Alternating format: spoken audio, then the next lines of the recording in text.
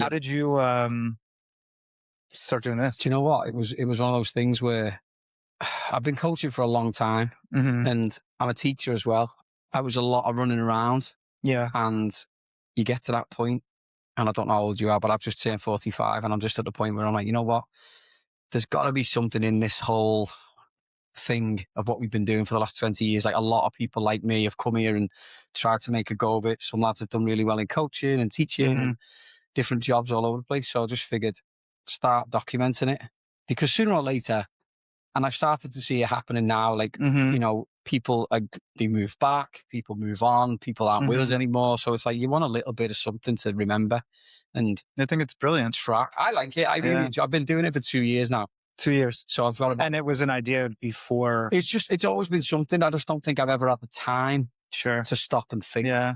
Like now, you know, 2 years ago, I was like, right, fuck it, I'm going to do it. For me, I think like something I'm understanding or a little bit more is like, as I get a little older, I'm a little older than you, I'm 47, but you can kind of look at your life in the rear view and see it has like seasons. Yeah. And in the beginning, we're super green. We don't know anything. We think we know everything. We don't know anything. And then we learn a lot. And for those of us that get the opportunity to be passionate about something, we learn, we get super passionate. We learn how to do it. We do it well. And then you want to give it back. So now you give it back, right? Whether it's a sport or some form of education.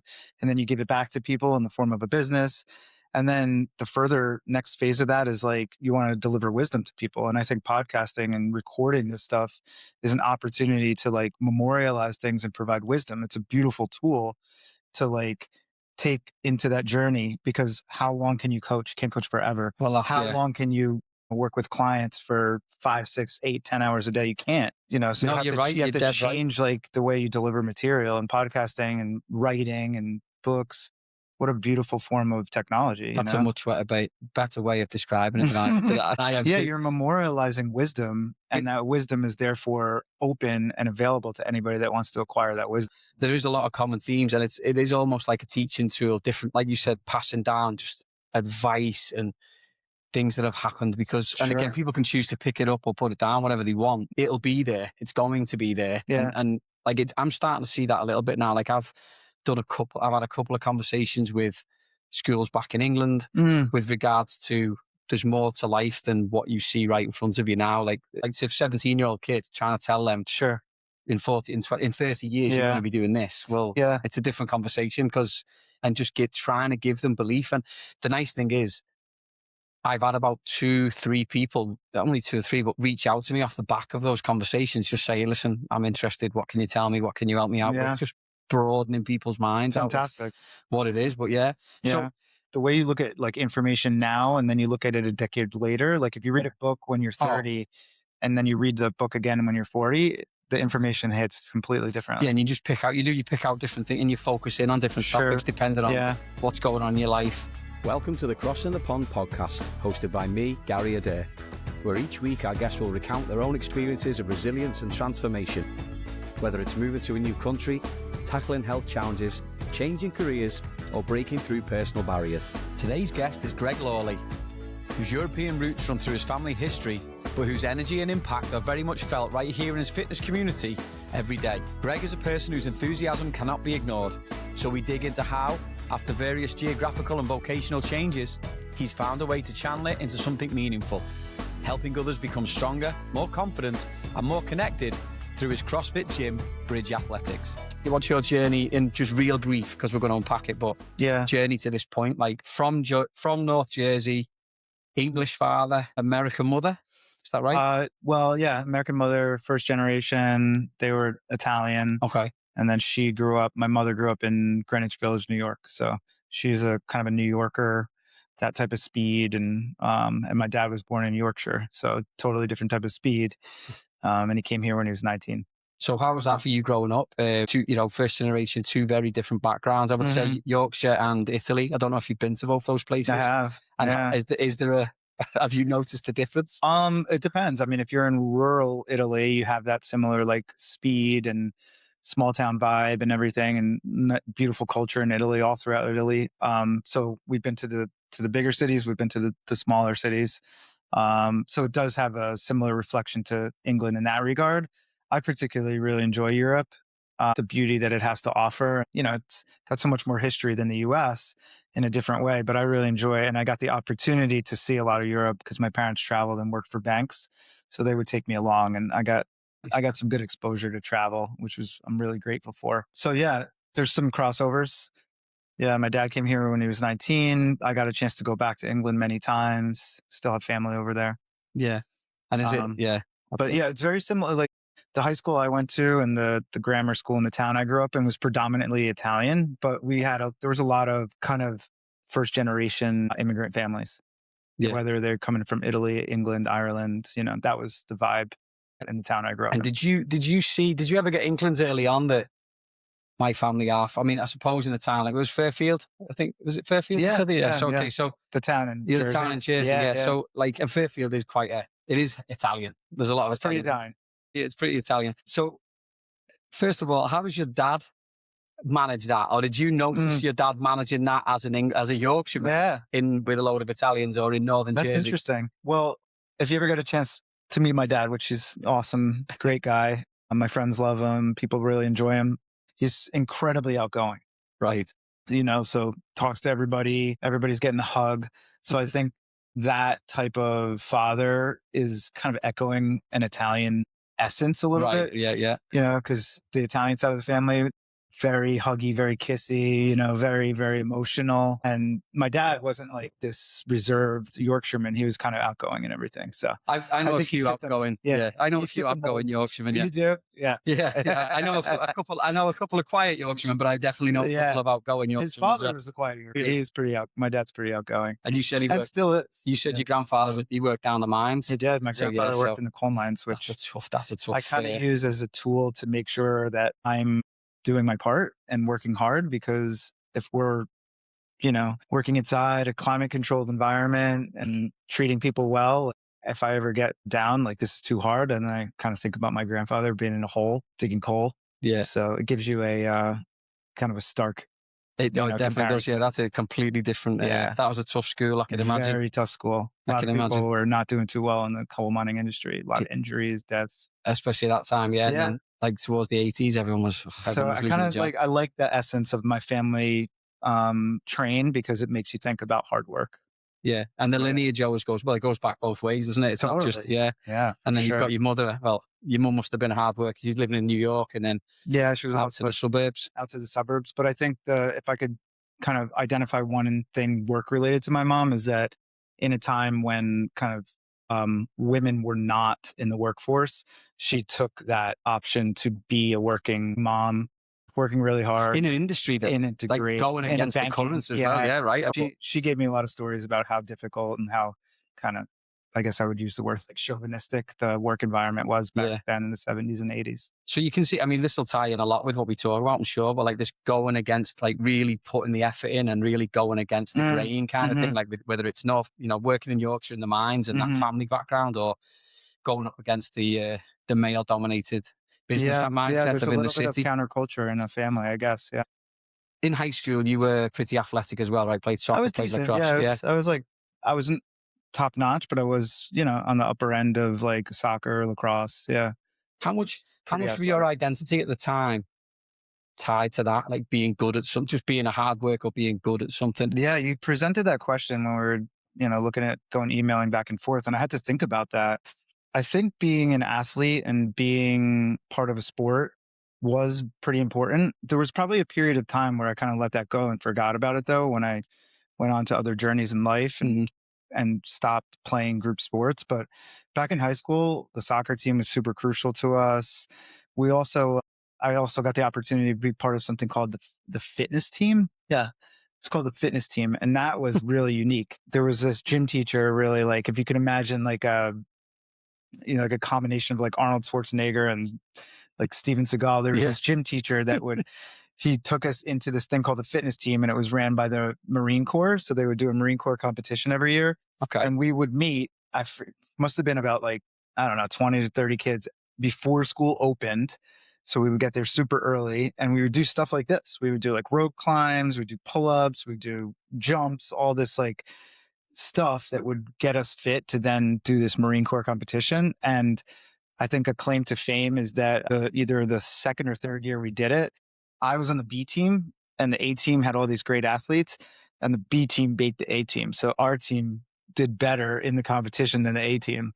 And I remember that to this day. That was kind of a fun, like little, That's the thing when you're in the so bar. sports was definitely, athletics and sports was pretty important. Yeah. Yeah. So when you're in the bar and you're 75 and you sat there and you're going, B team beat the A team back in that time in the 80s. Yeah. So with that as well, onto that point, I suppose, like what does, I mean, I think we know the answer to the reason why the B team beat the A team, so to speak. Sure. Yeah. What did effort mean to you there then? Because it's obviously the effort, isn't it? It's that whole thing like hard work will always beat talent when talent doesn't work hard kind of thing. But what was the difference there? Was it effort or was it just favoritism from a coach who putting people on the A team? Like what could that have been? I don't know.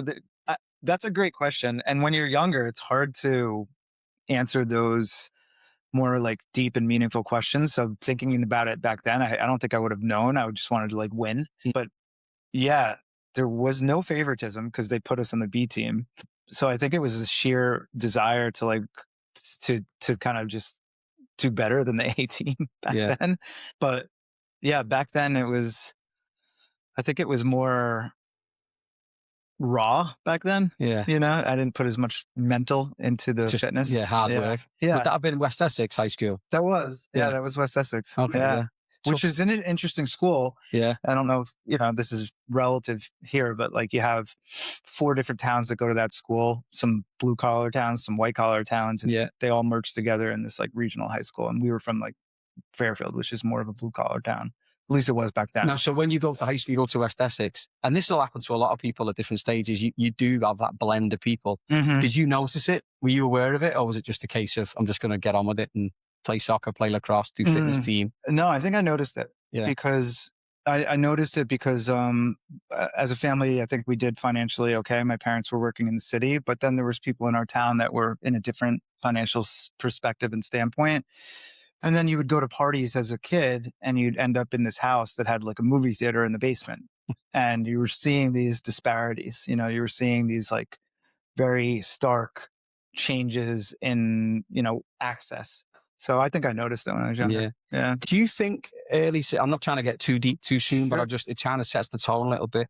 Like, do you think early success in certain things, like for example, being more successful at fitness competition, being successful on the field at college, at soccer and lacrosse, like, do you think that can contribute to sort of delay the fact that you can learning about what real effort actually feels like? If things come, what do you mean? I suppose if things come a little bit easier to you, do you think that can sort of stunt the development as far, or the learning process when it comes to effort?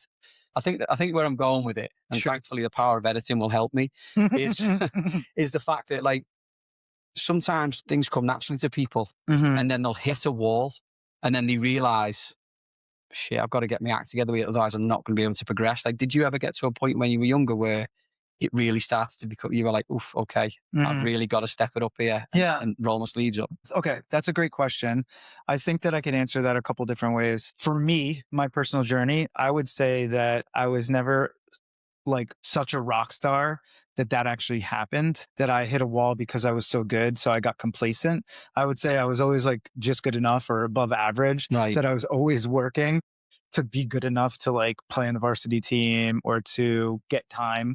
So I was like right at that buffer level where you had a lot of athletes that I remember that I played high school and college sports with that were so good that like, they could get a little complacent and therefore lose their sharpness for sure. But I was always like riding that like line where I was kind of climbing the ladder, just being good enough to like not get kicked off the varsity team, So I never got the opportunity to kind of coast, if that's the question.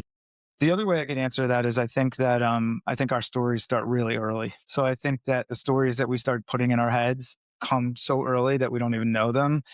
So these stories that I'm telling you about my grandfather and about my father, like I didn't understand those stories until my 30s. So the idea of like working hard and everything didn't really kind of take on the form that it does have now until much later.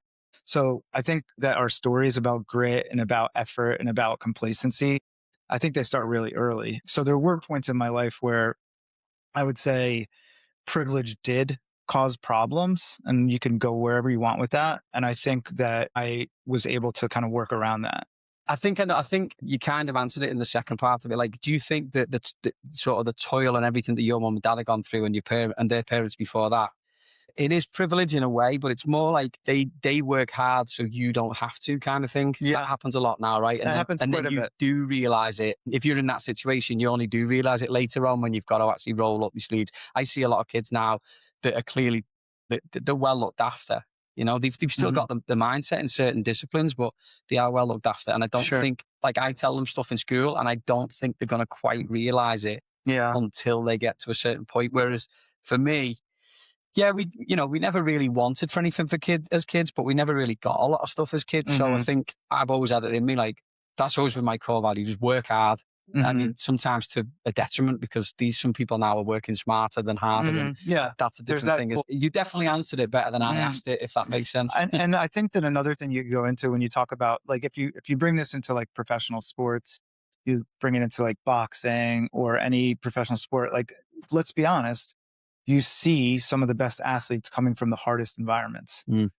And not to negate what some of these families are doing for their kids, but the expectation of what these kids can do in terms of being like star athletes is somewhat unrealistic, because like the environment is just too cushy for them, regardless of how hard they work on the floor.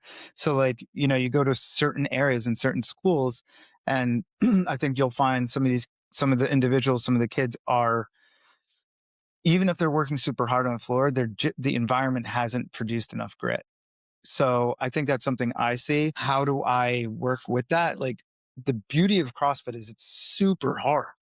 Like, so when athletes and when young kids are doing this stuff, it's training that I don't think they would normally get exposure to, but for the fact that they've found a CrossFit gym either intentionally through the parent or accidentally. But the CrossFit version of fitness is incredibly hard. So like gives the kids this grit that could potentially send them to the next level. But yeah, if you look at like families, that cycle continuously repeats where they want to give you what they didn't have, and it usually produces complacency instead of the opposite, right? Like, so I had parents like that. God bless them. They were amazing, but they came from very little financially and materially. And when they acquired a decent amount of financial and material stability, they wanted to pass that along. And over time, it produced complacency and a lot of lack of effort in me. You went on to college from Fairfield, from West Essex. Went to Drew. I went to Drew. To play? I did. To play for Lenny? Was Lenny there when you went? Yeah. Geez, Lenny's been there since the day. That's crazy. I also failed out of Drew financially, academically. Really? Yeah. Was that down to complacency? Yeah, for sure. I would think so. Yeah. I had a lot of probably poor study habits and behaviors going into college that kind of carried into college. And then academically, I did not excel. So from Drew, where do you go from there? Yeah, from Drew, I would have to be vague on the dates because it's hard to remember at this point, but I did like a semester at Fairleigh Dickinson to get my grades back up. Okay. To attempt to go back to Drew, and then I ended up just finishing at Montclair State. Okay. So it was like, I had like 3 college exposures. That's all right. Not a bad thing. All local as well. Yeah. So then from there, is that when you moved to Miami after Montclair? Not to sound like a cheesy, but was there a bridge in between that? No, that's great. God, that was terrible. Use the bridge. No, so there was, again, dates are probably a little fuzzy, but after college, I was working in a retail store in a really kind of fancy mall, Short Hills. Oh yeah. And I really enjoyed that job. I liked the team. I had a good time. It was fun. I, was selling fancy clothes and I kind of liked it, but there was a push from my family to do something more than that. So there was probably about a year period in between college and applying for law schools where I just worked. And then I got into a couple law schools and I ultimately decided to move to Miami. So how was that? It was a small law school called St. Thomas in like northern Miami.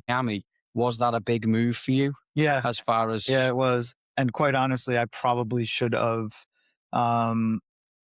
taken an effort to move away to college because Miami was my first time away from like Fairfield entirely. So that was like probably big impact moving to Miami. I was older. I had never lived really away from home. And now I'm in Miami and going to law school. So And like your own responsibilities and Yeah. everything that comes with moving away. Which I flailed on considerably. So, did you go through law school? Yeah. Went through law school, finished law school. I was on like a bunch of, was on the paper. I was on the mock trial team. Yeah. Did a bunch of fun stuff. With it being your first time away from home, did habits, like new habits that maybe you wouldn't have experienced living in Fairfield or even going to college at the 3 local colleges, was there anything you experienced away from home that you definitely feel like, looking back now again, because hindsight is 2020, that you're like, fuck, if I'd have just got that out of my system? Yeah. I had Like, no oversight yeah, for the first time. yeah, Like I had, it was me and nobody was looking over my shoulder, and meaning parents or family. yeah. So I was pretty reckless for a little while. Yeah. With going out. And then, so after I had a lot of access to, just no accountability, right? Yeah. No, just what it was. I mean, I made it through all my classes and made it through school. I couldn't tell you how. I was having a good time. Oh, that's interesting. Yeah. And did you, is it true that you didn't pass the bar exam? That's correct. Yeah. I took it twice. And that was just it then? Yeah. After the second time, it deflated like my sense of ability to study and everything like that. I don't think I was in the mental space to like really do a good job at studying either after the second failure.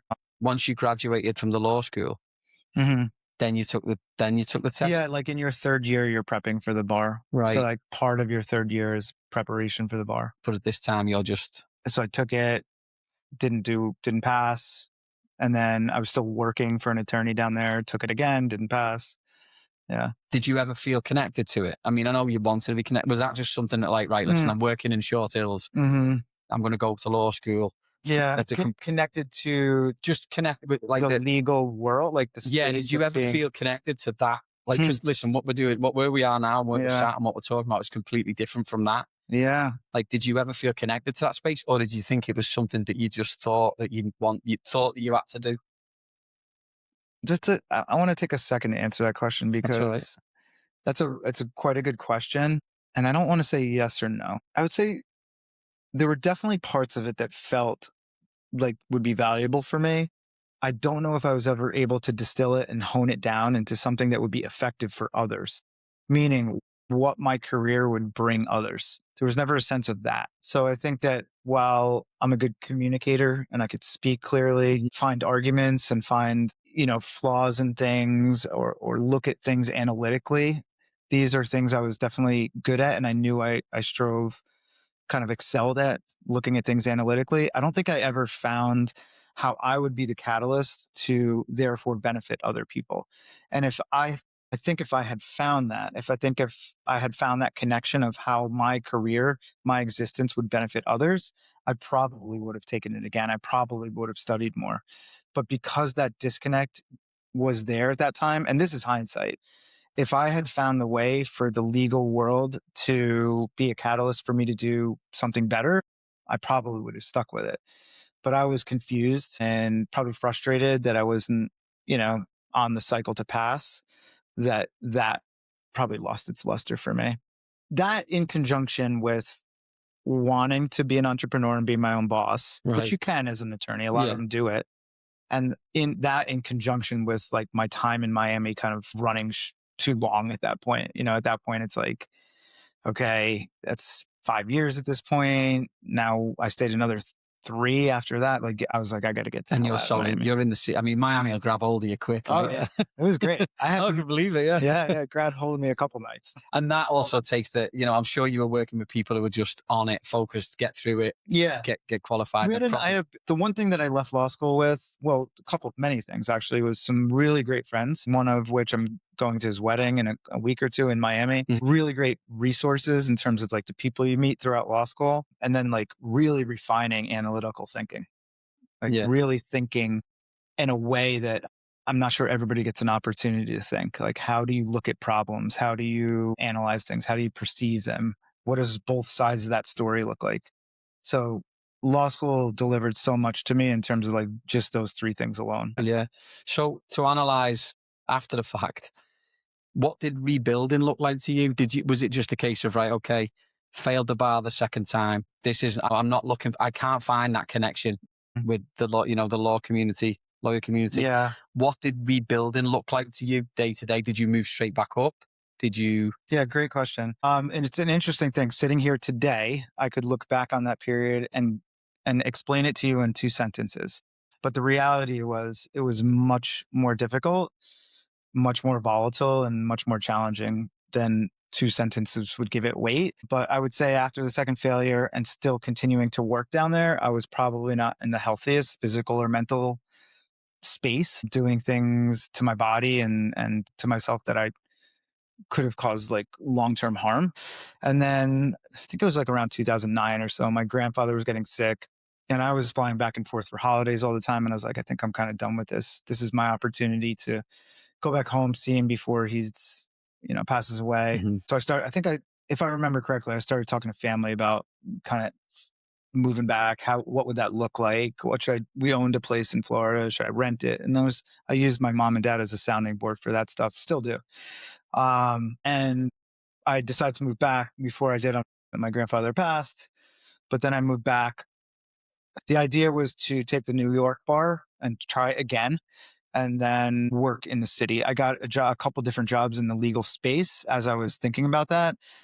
And the reality, Gary, is that like I just never had enough desire or momentum to go sign up for that test. That was just a lot of work and I didn't have the desire to do it. This is simultaneous in probably like 10, 11, and 12, where I was like probably my least healthy. And I was like, I got to find something that's an outlet like sports again. So somewhere around then, like 12 or 13, I found CrossFit. And I was like, okay, this could be for me. I'm older now. Like I was still playing some pickup soccer and stuff like that, but it didn't have the same draw and also energy. Like, you're done with the soccer game, you feel great. That's an hour long. You're done with a CrossFit workout in 10 minutes and you're like wrecked for the rest of the day. You feel great. It's a great energy expenditure. And I was like, and it also replaces other bad habits. So there was this transfer of energy into really negative stuff into fitness again. And I also simultaneously was like really falling in love with watching people move. And I was like, this is so cool. I would take a class and then I would stay and watch 2 more hours of class. I would just observe people move. Just as a member. Yeah. Yeah. I would just spend I wouldn't say spend way too much time because that was the first part of my like education around moving and what people look like, what they look like when they're moving, the effort they make, the difficulties they have. And I started to like fall in love with the science and the philosophy of movement of people through this really cool sport that had just started a couple of years before that. And I got the opportunity to do it, probably not well at that point. And I got the opportunity to watch people coach it and I got to watch variety of people move during it. And that's kind of what started and triggered my projection to better health, my desire to become an entrepreneur and look at businesses again, look at like what I wanted to do with my time other than work for another law firm in the city. Yeah, exactly. Yeah. Because CrossFit is a very sink or swim activity, right? And I'll hold my hands up and say, like, and the business. Yeah. Like from a just an activity, it kills me. I've done it. I think I've done a couple of sessions. Yeah. And it's just, I'm a mess the day after. And great. Yes and no, but yeah. Yeah. And, but I can never really fully connect to it. And I know, obviously, we know people, we have mutual friends that are really into it. They've literally changed their lives doing it. Yeah. No, it really does. Like, and why did that environment work for you? Like, what was it? I know the movement and you staying behind, but what about the actual environment? Is it the camaraderie that's there between members? Is it just the sheer discipline that's required? Because you can't, listen, I know people do, but you can't go on a night out and then rock into a CrossFit gym and expect any sort of performance to be there. What was it about that? I think a couple things I'm recognizing I have before, and I'm recognizing again that I like really actually enjoy being around gym spaces. Several of my jobs over the years, whether they were part-time or a little longer, were in fitness facilities. I worked for a gym in my hometown. I worked for a really cool gym in Miami for a period of time, like doing sales, doing training. So I was always had my hands in. And then when I found myself in a functional fitness facility, a CrossFit gym, I was like, oh, I love being in a gym. Like I didn't want to be in an office. I wanted to be in a space where people were moving their bodies, where people were making an effort did CrossFit save you, or was it CrossFit that gave you the tools to save yourself without sounding too Disney? Too Disney. That's great. I would go with the second one. It gave you the access and the tools and the outlet to start doing things and putting energy into a better habit. If you talk about habits, you can compound really bad ones and you can compound really good ones, and like which ones you're going to work with. So once I started compounding really good habits again through fitness and CrossFit, like that led to so much more, which was working on your diet and working what you're reading and working on like your visual and your mental diet. But yeah, I think there was an element of the difficulty of the workouts and the challenge that made it appealing for sure, without a doubt. Because I would go to a traditional gym with all the equipment and everything. I found that quite mundane, pretty silly, unless I was playing racquetball. I used to love playing a good game of racquetball. That I would play like for 4 hours, just play racquetball. I did a class at Montclair State actually for my teaching cert, racquetball. It was lovely. It was great. It wasn't even on campus. It was at an LA Fitness. Parsippany or something like that. I love a good LA Fitness racquetball. Yeah, it was decent. Dude, it was fun. It was fast and Oh no! I got my nose broken playing racquetball. It's mental. Racket right to the head. We used to play. I had to go in the hospital. We used to play against our instructor or the course leader, and he would be running around like crazy. The technique. And if you play doubles, forget it. There's so many people on the court. It's just so big box gyms never really did it for me, but I recognize I like a little bit of speed and a little bit of like grit and a little bit of stuff. Well, it goes back to stuff that you may not be able to do. Yeah, it goes back to what you said before, doesn't it? About the connection. Like you find something, and all of a sudden you're like, you're invested.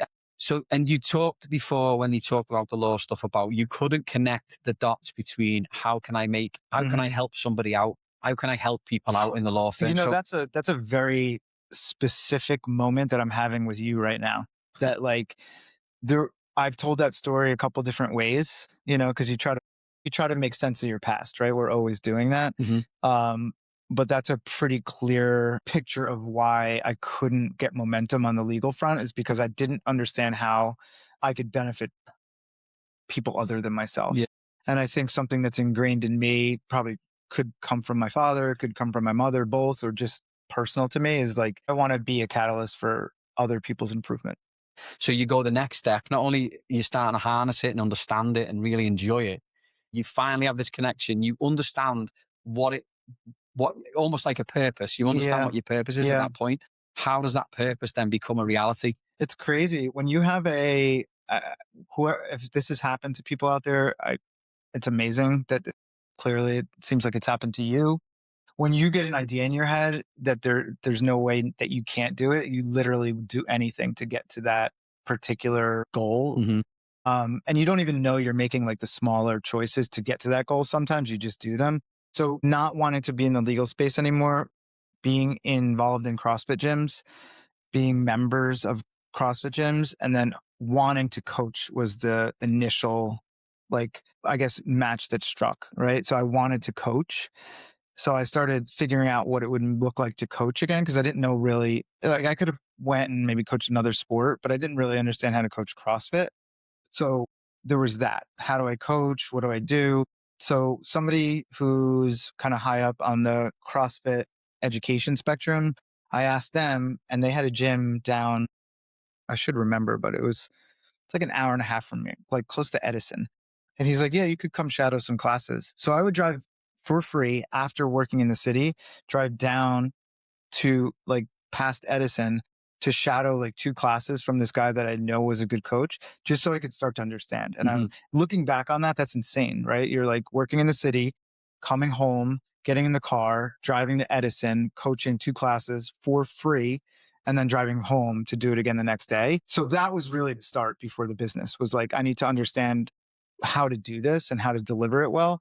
And then once I thought I was good enough, which now I'm so much better than that, and still learning, then I was like, okay, I could go around this area and see if anybody needs help. So long story short, I asked a couple different people, many of which said no. And then I found the gentleman that owned this particular gym. So this gym was open for 2 years before I obtained it. Started by great guy by the name of Shamik. Shamik owned the gym, and I said, hey, I'd like to coach. He said, let's meet at Starbucks. We talked, and then he put me on the schedule. So it started in 2014 with me coaching classes in the morning for him. And then, long story short, he wanted to pass along the business. So I purchased the business from him. Oh, wow. So it would have been either I start my own or I was going to purchase Shamik's facility, but it was going to be one or the other. So like if he didn't sell, I would have done it somewhere else. So it all started with like wanting to learn how to coach so I could deliver a better product to people. So I would follow and around these coaches and go to different areas, and like all of which were out of the way, all of which were free. You've got to want to do it though. And this is something I say all the and time. Quite honestly, I look these days, sometimes I like feel like I might be too soft with staff we get on, because I look at the journey that I had. Like I was doing it for free. I was driving an hour and a half to learn how to coach. You've got to want to do something. If you want to be better at something, you've got to want to do it. And you've got to put the hard yards in. And by that, I mean, you've got to go and drive somewhere. You've got to do it for free. You've got to seek out opportunities. Yeah. You can't expect anything. But what is that though? Because there's a lot of people that would say like, I'm not going to do that. Well, that's the point, isn't it? Like, yeah. but like you said it quite well there as well. I'm picking stuff up off you as you go. But the whole thing about like, you come up with an idea and you're so connected to a certain topic that you are like, I'm doing this no matter what. Like for years, for me, and without going off topic too much, like I wanted to coach soccer in college for years.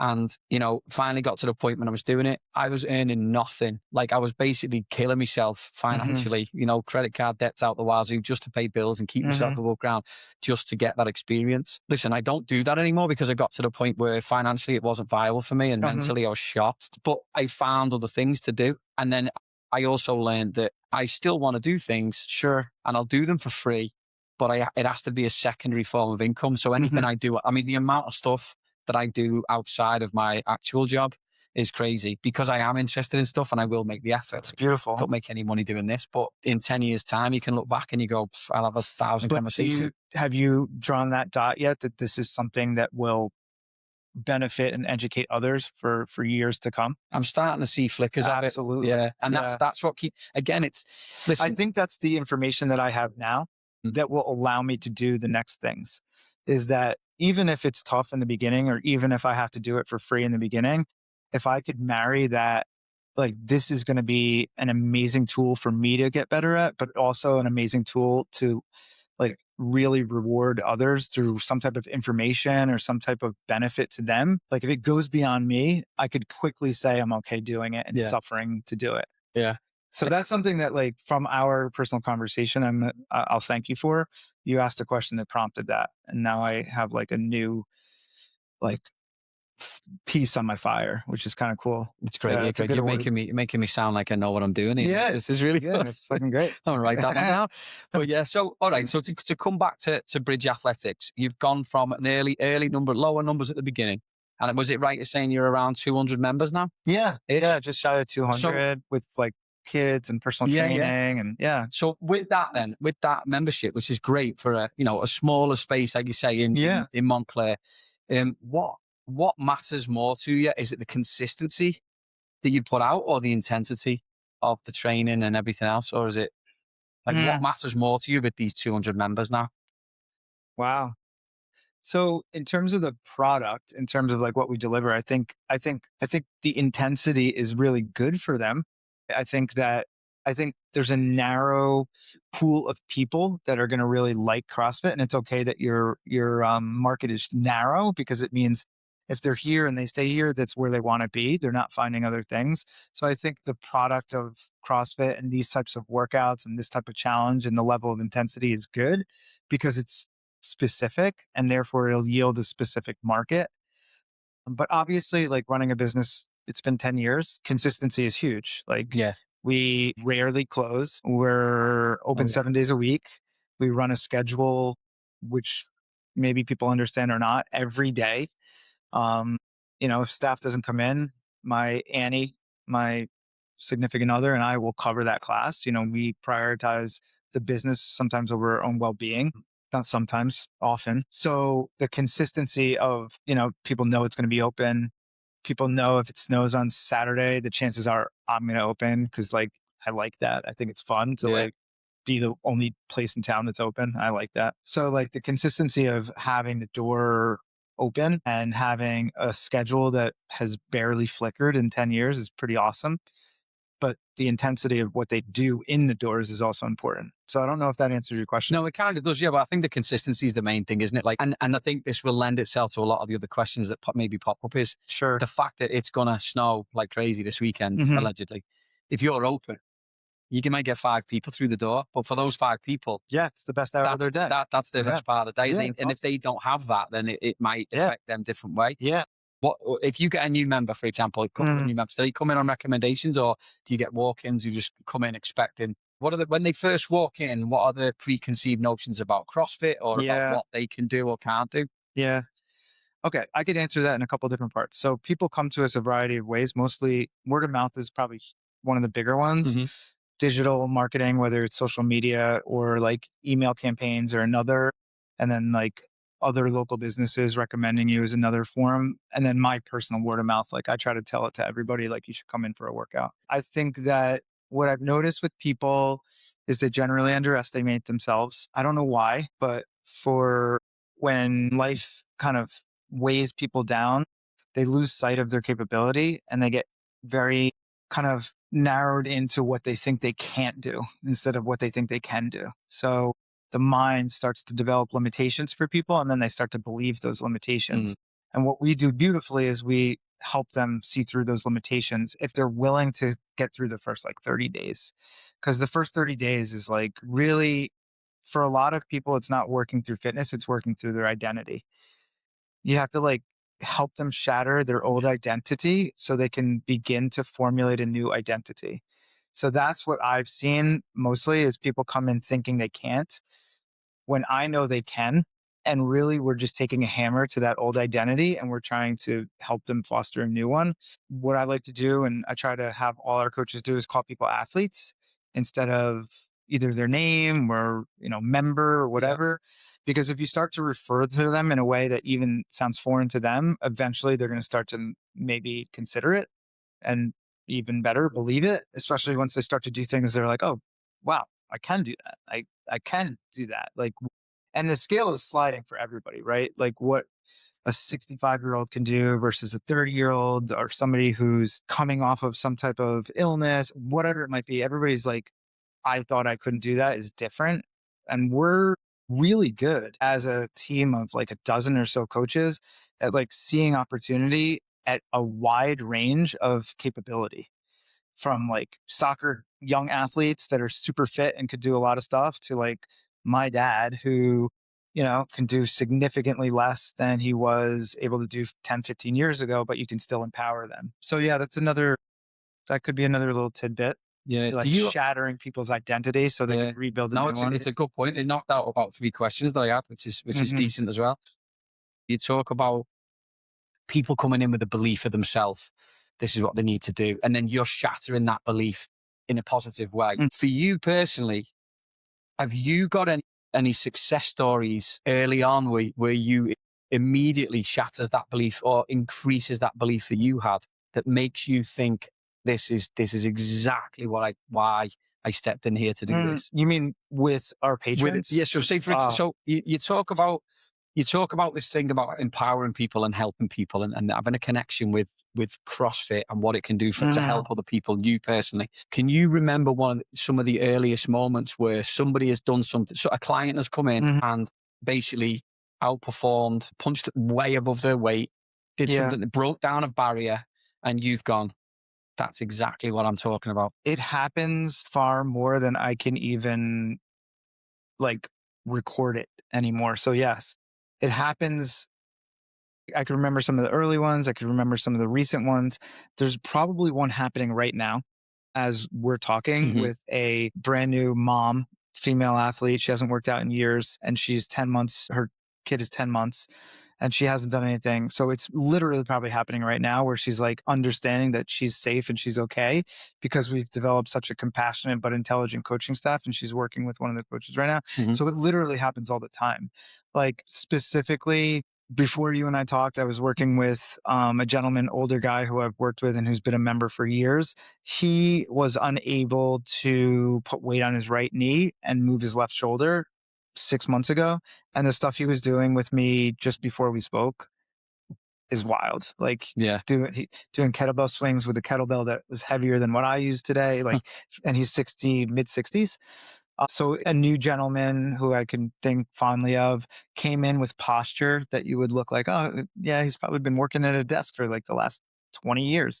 This guy's doing pull-ups now, stands differently, asks better questions, asks more like robust questions. So yeah, it happens all the time. I should probably compile them into like one folder so I could find it. But the amount of text that I've gotten that say like, I want to thank you for this, or I want to thank this coach for this, it's got to be in the hundreds.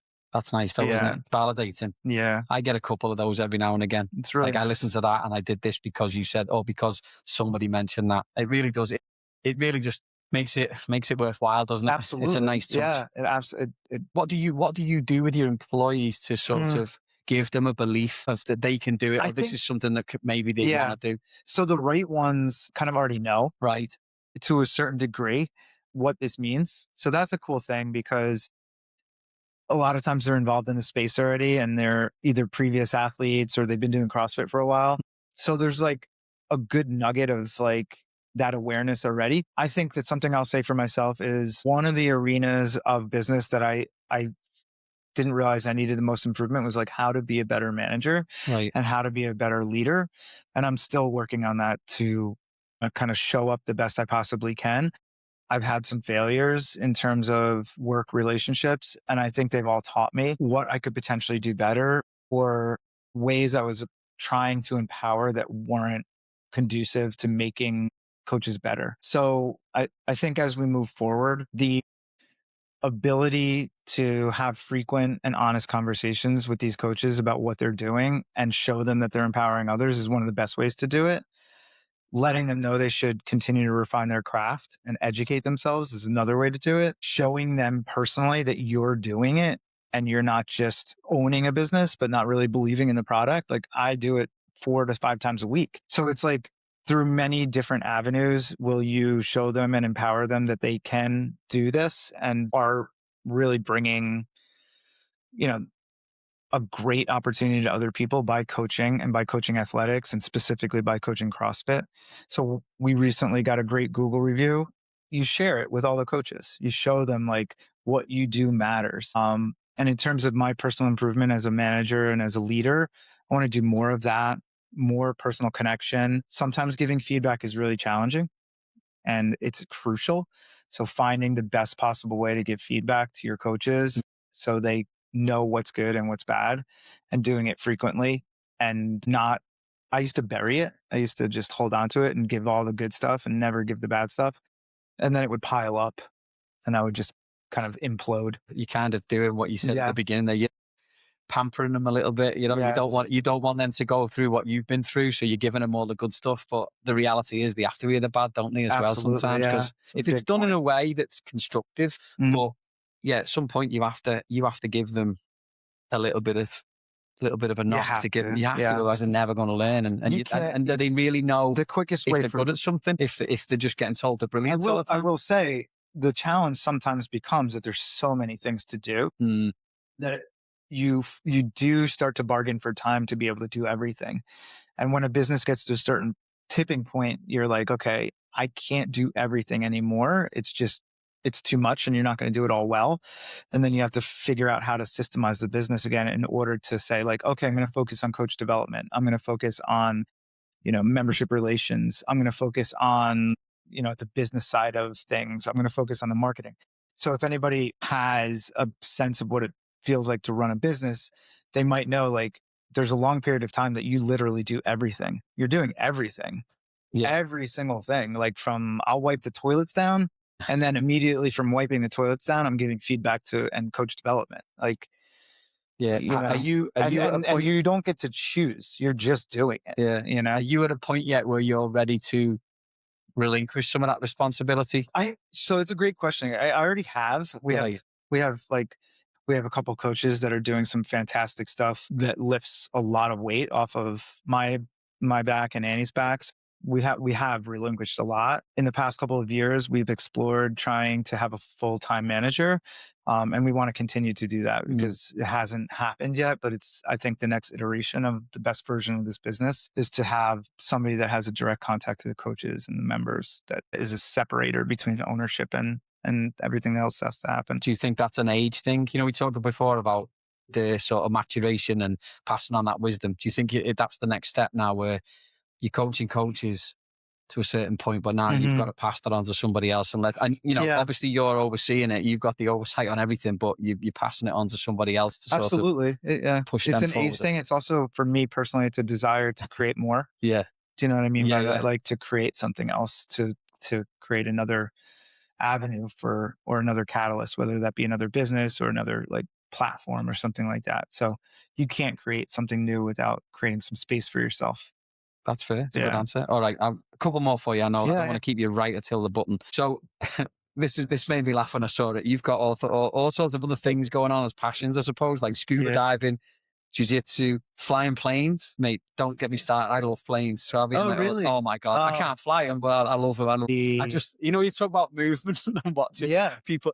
I love planes. It's I can't. fascinating. It's unbelievable. How the hell did he get up in the air? Just the sheer size of the mobility of some of them. The coolest thing that I guess I didn't know, or maybe I wasn't paying attention in like earth science, was that air is a liquid.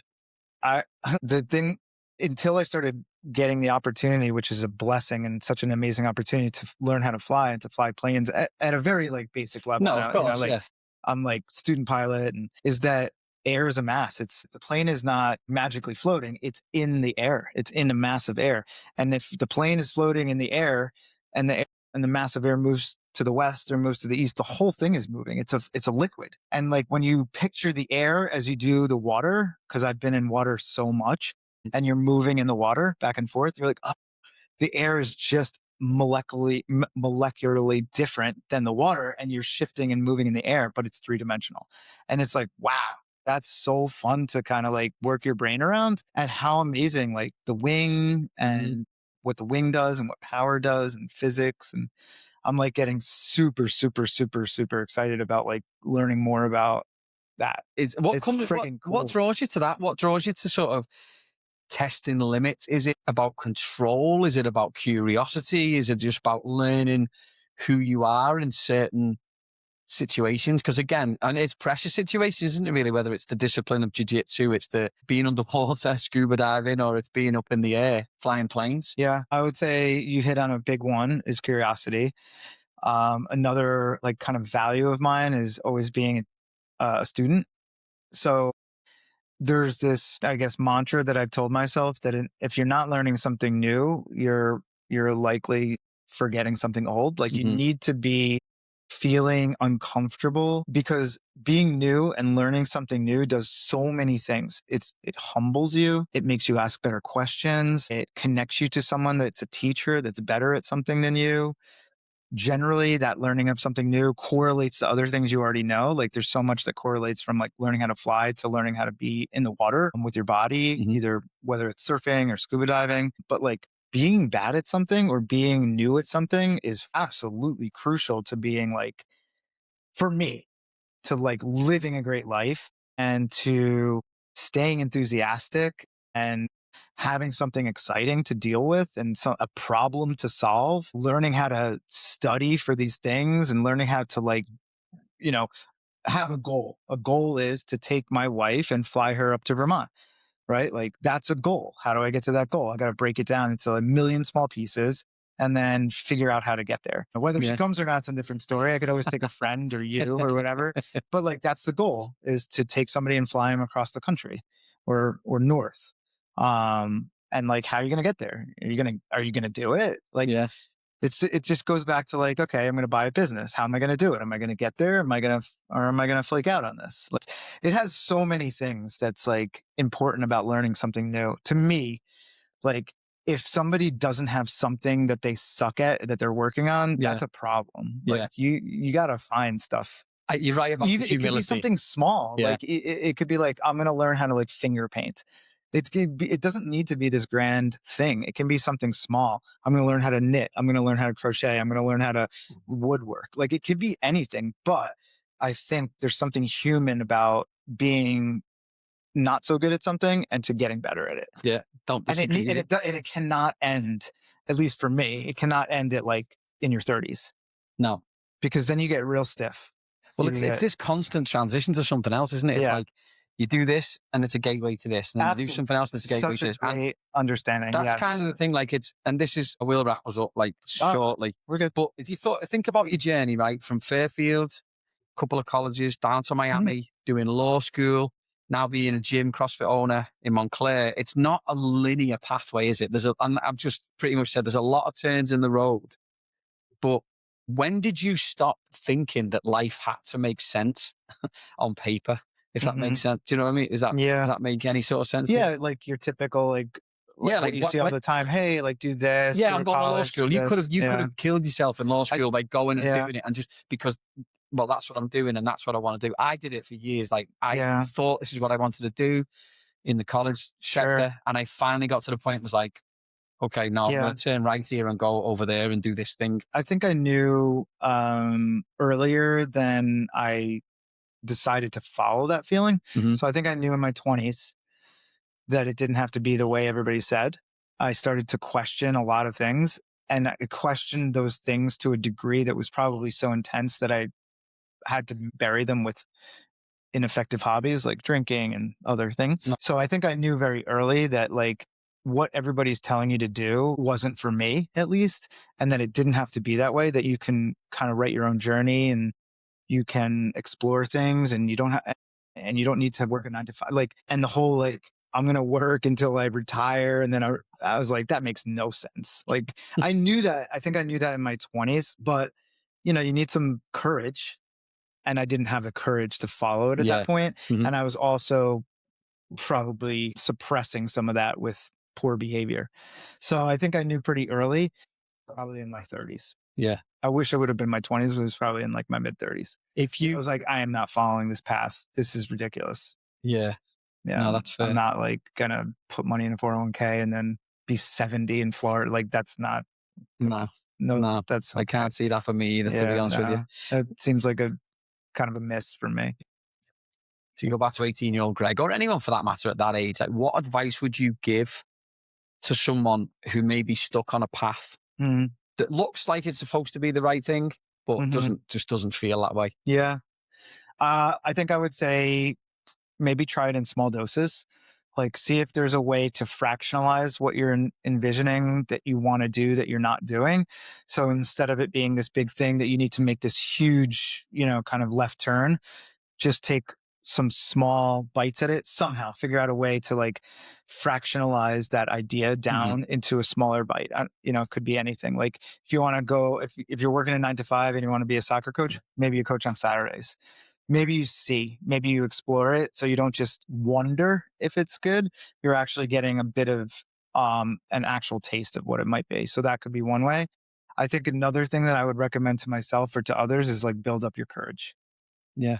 Because ideas are amazing, but without courage, they will not happen. So like if you could figure out ways to build up the courageous part of who you are as an individual, whatever that looks like for that individual, if you could materialize your courage, then you'll make choices that are more in line with what you want to do. And that courage could be like reading a book about how to empower yourself. It can be like, having a conversation that's really difficult. There's a million different ways to build up courage that will therefore over time allow you to make choices that otherwise would seem extremely difficult. Yeah. So I think courage is something underlooked, that could really could have empowered me earlier and could definitely empower others.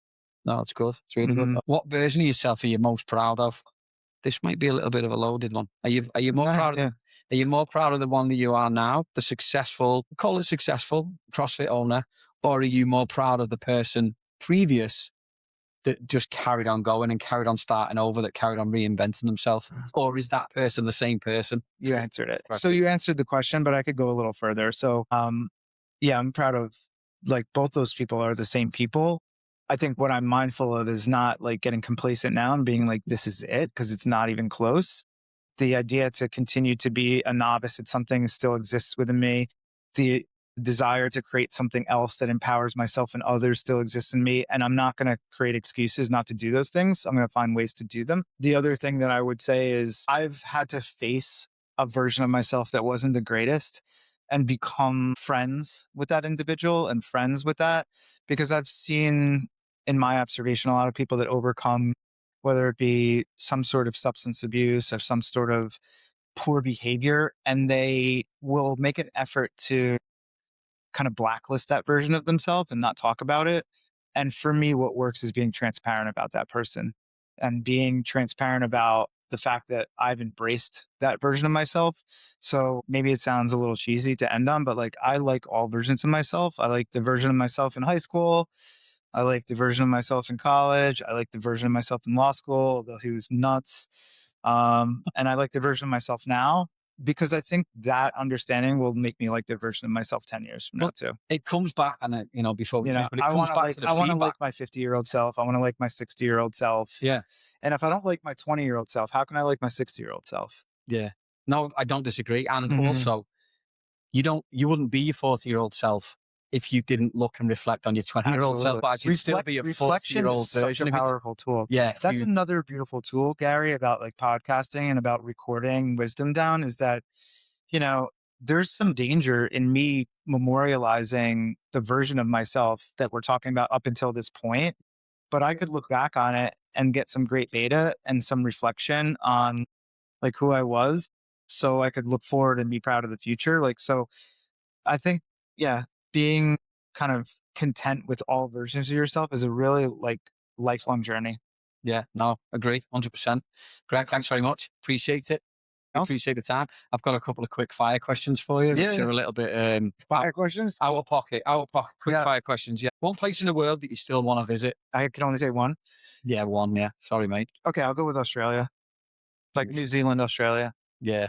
My missus has been to New Zealand, said it's lovely. Really? Yeah, I've never been over there, but yeah. No, Yeah, I feel like being on the other side of the globe would be pretty cool. I haven't gone that far yet. Not bad. What's one English food you actually like? Man, I would say bangers. Yeah. Yeah, not bad. Mash. Yorkshire puddings? Oh, yeah. Yeah. Yeah. That's got to be the correct So my answer. mom learned how to make Yorkshire puddings just to like make my dad feel at home. So Yorkshire puddings. She's a nice lady. She's a nice lady. And All right. Christmas crackers. So that's the second time an American's brought up Christmas crackers. Yeah, man, that's what a good one. beautiful tradition. That's fair, yeah. All Yeah. right. Because you're in such great shape, and you everything else. What's your one cheat meal? Or do you go crazy and just? No, I'll give you two. It's hard to give you one. Like a good like gnocchi with like a cheese sauce it's always great, and it's definitely not good for you. And like a chocolate chip cookie. That's solid. Yeah, That's for sure. Chocolate chip cookies are legit. All right, two more for you. One plane that you'd love to fly as you get better. Is there one type of plane? Yeah, so flying like jet propelled planes would be an amazing thing. But previous to that, there's a plane called, so basically there's this acrobatic plane with very short wings. A Pitts. Right. So it's like an acrobatic airplane that does like barrel rolls. It's a 2-wing plane. And the airport that I have learned to fly at, there's a guy that has one. His name is Dave, and I hope he lets me fly with him one day. And eventually, I think if I'm a good enough pilot, I would love to fly that plane, because you have to be pretty savvy pilot to fly that plane. It lands very, very fast. It's very, very like unstable in the air. Yeah. Interesting. Yeah. Well, hopefully Dave listens and I hope so too. We can sort some out for you. All right. And then, you know what? Italy or England? Oh, you can't answer. I do try to get you. And then if I had to choose, I would probably go to Italy though. Yeah. I love England, but Italy is... No, that's fair. To be fair, I'd probably say the same. Yeah. All right. And then one phrase that your dad used to say or your granddad used to say that you just never used to be able to understand or you found very funny.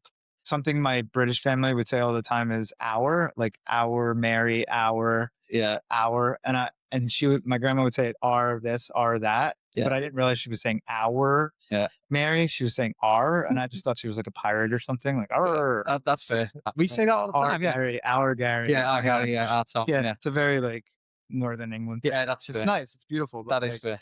Yeah, I would make fun of her. That's for a that. good one. Yeah. Greg, thank you, mate. I Thank really you. appreciate the time. It's been That was great. great. You're great. No, I wish you the best of luck with everything You as well, too. mate. It's been great to You're meet gonna you. kill it. Thanks for listening to today's episode. If you or someone you know has a story to share, we'd love to hear from you.